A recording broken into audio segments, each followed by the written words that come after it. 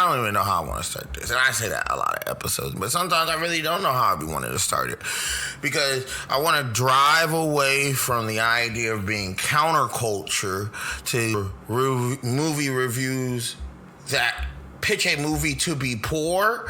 And I want to just dive into the culture I would like to create, which is an understanding of the vast array of types of movies. This is business class, right? This is marketing class, right?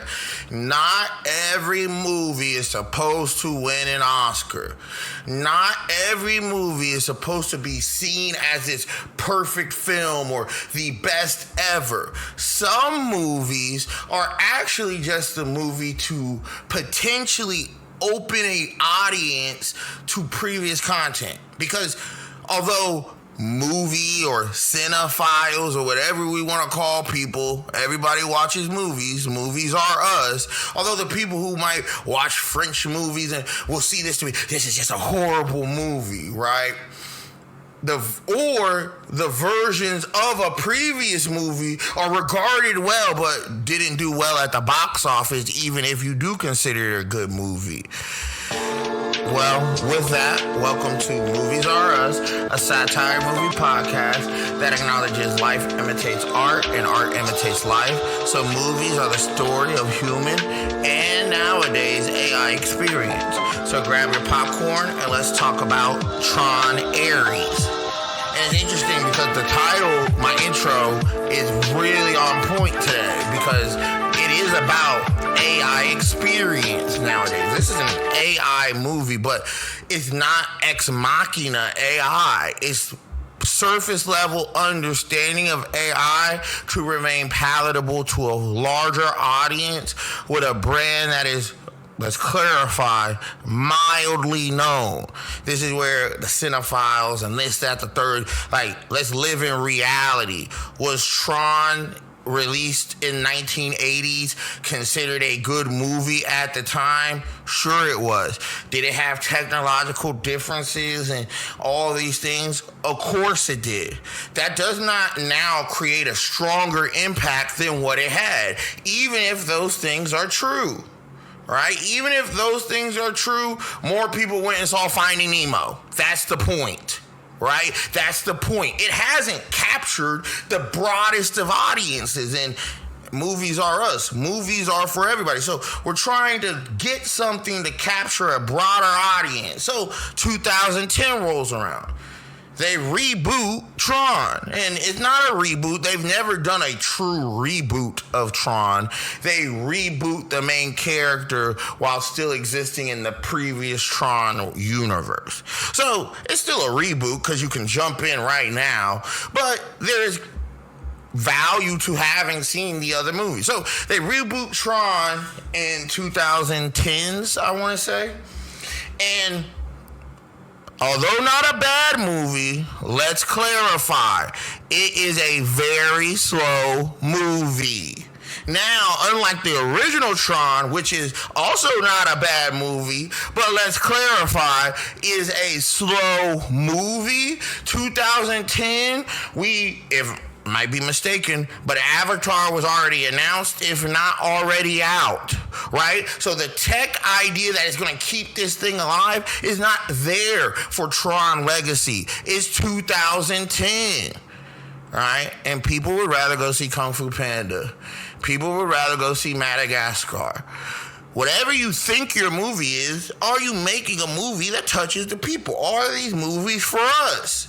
Are these movies for us? So flash forward, and in between there, they did a TV show. They did a TV show which functionally is the best experience of Tron that anybody can go watch. Fact. Is an enjoyable experience. Fact. Right?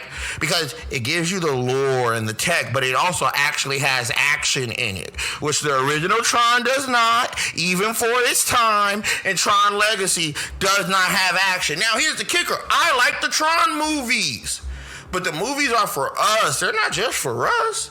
The movies are for us. The movies are supposed to capture as many people as possible. But the way they do the movie and not getting too deep and having a female lead makes this concept palatable. And for that reason alone, Tron ARES is the second best in Tron visual product, in my opinion. But in movie format, might be the best Tron movie. Not because of the story. Not because of the tech differences or the extra things that they did with the tech. Because they made a movie that was enjoyable to watch. Now, this is not supposed to be a Tron history class. But that's my biggest remark about this film, that it just felt like a fun Tron film. They actually made it an action movie. No other Tron functionally has enough action to actually be considered an action movie. Once again, even for 1980s. They actually made an action movie and just gave Tron this storyline. So go see Tron ARES. Have your own opinion. The movies are for us. Have your own opinion. Go see Tron ARES. If you just getting off a shift and you want to check out a movie, check the movie out. If you just need to take your kids to do something on a Saturday morning, take them to this movie. Because no, I'm not saying it's the best movie ever. What I'm saying is it's a good movie. The female lead was great. The deeper conversation about technology and AI, as ChatGPT is a thing, OpenAI is a thing, Google Gemini is a thing. AI is here, and it might have exposed the truth that they're already trying to bring computer things to the real world.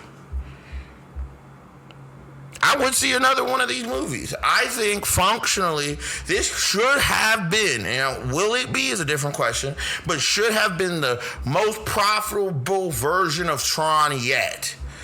Because they finally just made it feel good. They finally put action. You get to see the laser disc. They're on the cycle. Everything you see from Tron that you want is in this movie. And in that, although surface level to certain degrees, it's still a decent conversation and storyline about AI, technology, and what if for a robot to listen to you, it can't listen to you no more? What if you told a robot to go do something, and then for it to complete what you want it to do, it says, well, I can't listen to you because you want me to do something else that is against the original directive?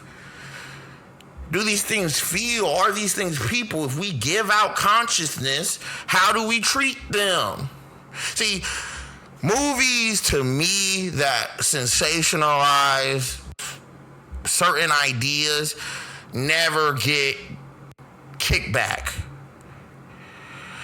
But movies that open people's mind up gradually to what might really be happening in the world get ragged on for not being deep enough, for just being, or maybe it's just an action movie. It felt like it should have been released in the summer, to be honest with you. It feels like a summer movie. But it was a packed summer, so no doubt, no surprise, no. I'm not mad that they didn't release it in the summer. Honestly, although it feels like a summer movie, with a movie, if Sinners didn't come out, you could have dropped Tron in March, and you probably would have got play till June if there's no Sinners on that lineup.